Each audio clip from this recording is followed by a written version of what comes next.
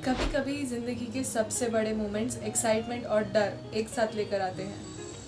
Hi guys, my name is Krishika. Welcome और welcome back to my YouTube channel and you are watching my series from home to hustle, where I am sharing you my journey from comfort of home to build the life of my own। तो गणपति बप्पा के आशीर्वाद लेकर और शनिवार वाड़ा का rich heritage explore करने के बाद हम निकल पड़े थे एकोमोडेशन रिपोर्टिंग के लिए। सच बताऊं तो थोड़ा सा डर भी लग रहा था, क्योंकि शनिवार वाड़ा देखते देखते हम रिपोर्टिंग टाइम के लिए ऑलरेडी काफ़ी लेट हो चुके थे। लेकिन एक चीज़ कांस्टेंट थी, पॉजिटिविटी।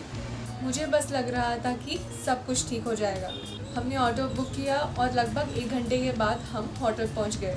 मैंने अपने सारे बिलोंगिंग्स पैक किए, बैग्स पैक किए और फिर वो मोमेंट आया शायद मैं कभी भूल नहीं पाऊंगी। मैंने मम्मी पापा को एक टाइट हग दिया, जादू की चप्पी दिया, वो जादू की चप्पी जिसमें बस प्यार ही नहीं हिम्मत भी होती है, जैसे कि कह रहे हो सब ठीक हो जाएगा। उसके बाद हमने फिर ऑटो बुक किया और ऑफिस के लिए निकल पड़े।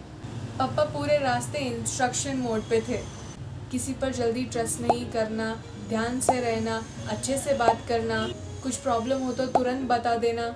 और मैं सिर्फ सुन रही थी, क्योंकि मुझे पता था उनके हर इंस्ट्रक्शन के पीछे फिक्र है। जैसे ही ऑफिस पास आने लगा, लिटरली मेरी हार्ट बीट रेस होने लगी। मुझे रियलाइज़ होने लगा कि ये यही मोमेंट है जहाँ मेरी इंडिपेंडेंट लाइफ शुरू होने वाली है, ऑफिशियली स्टार्ट होने वाली है। और फिर आया मेरा लेजेंडरी मोमेंट। लोग कहते हैं कि नई जगह एंटर करने से पहले अपना राइट फुट अंदर रखना चाहिए, लेकिन मुझे लगा कि एक पैर को इम्पोर्टेंस दिया तो दूसरा पैर नाराज़ हो जाएगा, गुस्सा आ जाएगा। ये चीज़ मैंने अपनी दीदी से इंस्पायर होकर किया था। तो मैंने क्या किया, मैंने एंट्रेंस गेट पर लिटरली जंप मार दिया।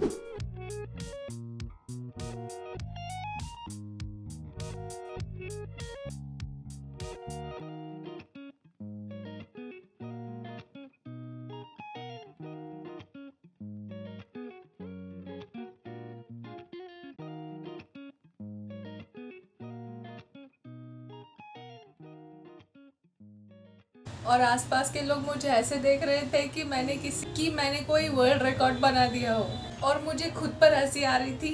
फिर हम सिक्योरिटी डेस्क पर गए, मैंने पूरे डॉक्यूमेंट्स दिखाए। मम्मी पापा को बस एंट्रेंस गेट तक ही अलाउड था, परमिशन थी। और तभी और एक ट्विस्ट आया।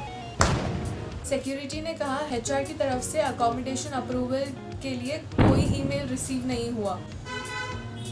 मैं शॉक हो गई। मैंने फिर अपने सारे ईमेल्स दिखाए, बार बार समझाया कि मेरे पास I have all the approve emails, all the confirmation emails. मैंने एचआर को बहुत बार कॉल करने की कोशिश की, बट नो रेस्पॉन्स। हम गेट के बाहर लिटरली 1 घंटे तक वेट कर रहे थे, फिर भी सिक्योरिटी को एचआर की तरफ से कोई ईमेल रिसीव नहीं हुआ। उस वक्त मेरे दिमाग में हज़ारों थॉट्स चल रहे थे। क्या मैं गलत जगह आ गई हूँ?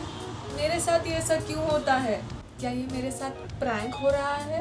मैं डर गई थी बहुत ज़्यादा, क्योंकि मम्मी पापा भी वेट कर रहे थे मेरे साथ। मैंने अपने नेगेटिव थॉट्स को कंट्रोल किया, मम्मी पापा को पॉजिटिव रखा, खुद को पॉजिटिव।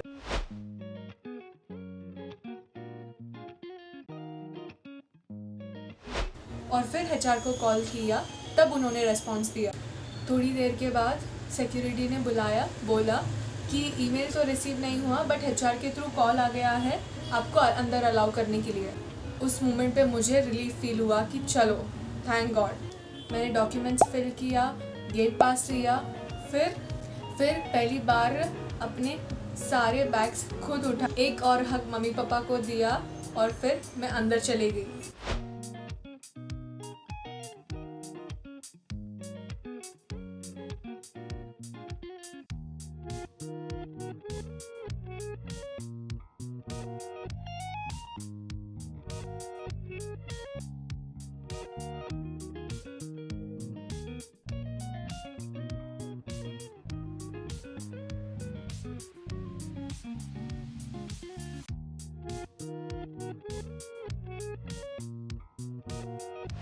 शायद ज़िंदगी का सबसे इमोशनल वॉक था वो मेरे लिए। मैंने बैग स्कैन किए, मुझे बोला गया कि गोल्फ शटल आएगी जो ईसीसी तक लेके जाएगी।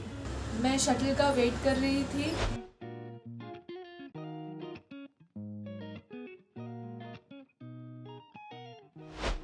और उसी वक्त मुझे मम्मी पापा सब कुछ खुद करते हुए देख रहे थे।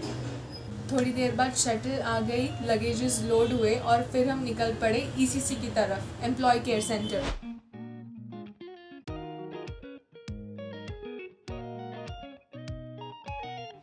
वो डिस्टेंस काफ़ी लंबा था, लेकिन उस सफ़र में मैंने कुछ नोटिस किया। हर तरफ इतनी ग्रीन, क्लीन एनवायरनमेंट, इतनी शांति कि मैं एक्साइटेड भी थी और नर्वस भी।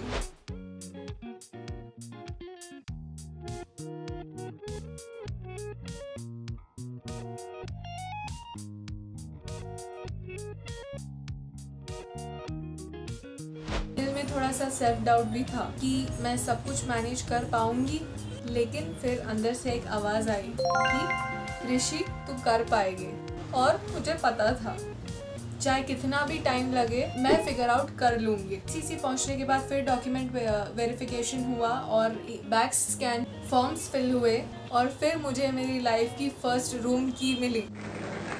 अंदर ही अंदर सोच रही थी ये तो बस पहली की है, अभी लाइफ में और बहुत ज़्यादा कीज़ लेनी है मुझे। मेरा रूम 10th फ्लोर पे था। मैं लगेजेस लेकर रूम पर पहुंची और जैसे ही मैं रूम का एक फर्स्ट ग्लिम्स लिया, मुझे रूम देखते ही आंखों से आंसू, मतलब मैं बहुत ज़्यादा इमोशनल हो गई थी। रूम इतना नीट था, सब कुछ इतना ब्यूटीफुल लग रहा था।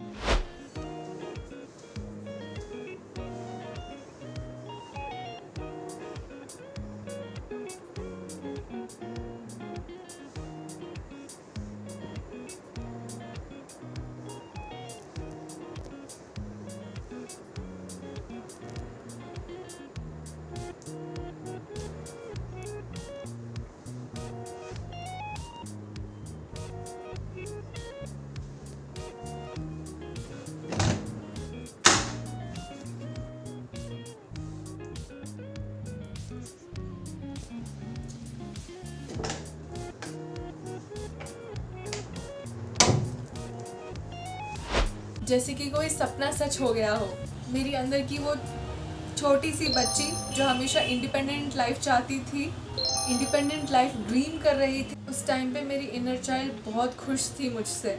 उस फीलिंग को मैं वर्ड्स में एक्सप्लेन नहीं कर सकती, एक्सप्लेन करना मुश्किल है। इतनी रेस्ट्रिक्शंस, इतने फाइट्स, इतने सैक्रिफाइसेस, सब वर्थ इट था। और एक बात बताओ, ये सब मेरे विजन बोर्ड पर भी है। और उस दिन मुझे लगा कि विजन बोर्ड काम करते हैं जब हम खुद पर, हम हमारे सपनों पर काम करते हैं। रूम में पहले से मेरी रूममेट थी, उसका फर्स्ट डे, उसका भी आज फर्स्ट डे था। इंडक्शन के लिए गई थी, वो इंडक्शन अटेंड करने गई थी और मेरा इंडक्शन कल था, नेक्स्ट डे। और फिर मुझे रियलाइज़ हुआ कि ये बस अकोमोडेशन नहीं है, ये मेरी इंडिपेंडेंट लाइफ की बिगिनिंग है, विथ मम्मी पापा के टर्म्स एंड कंडीशंस अप्लाइड। और ये मेरी इनर चाइल्ड की विक्ट्री थी। और आप अगर ये व्लॉग देख रहे हो तो एक बात ज़रूर याद रखना, अपने इनर चाइल्ड को खुश रखना मत भूलना, सपनों के लिए हासिल करना मत भूलना। सपने देखो, उसके लिए हासिल करो, डर लगे तो भी रुकना मत, because one day when you look around you will realise you have made it. और इसी के साथ मेरी इंडिपेंडेंट लाइफ ऑफिशियली शुरू हो गई थी। डर था, एक्साइटमेंट भी थी, बट सबसे ज़्यादा था ग्रैटिट्यूड। कल से शुरू होने वाली थी मेरी इन्फोसिस की जर्नी, नए लोग, नए एक्सपीरियंस, नई दुनिया। लेकिन उससे पहले पुणे ने मेरे लिए और एक खूबसूरत सरप्राइज प्लान किया था, ऐसी जगह जिसे देखकर मेरा दिल और भी खुश हो गया था। तो उस ब्यूटीफुल डेस्टिनेशन को एक्सपीरियंस करने के लिए रेडी हो जाओ। मिलते हैं नेक्स्ट एपिसोड में, और तब तक के लिए अपने सपनों पर भरोसा रखना, अपने पेरेंट्स को एक एक्स्ट्रा हक दो, और याद रखना ड्रीम्स तभी काम करते हैं जब आप उसके लिए काम करते हो। Bye guys, take care, see you in my next episode from home to hustle.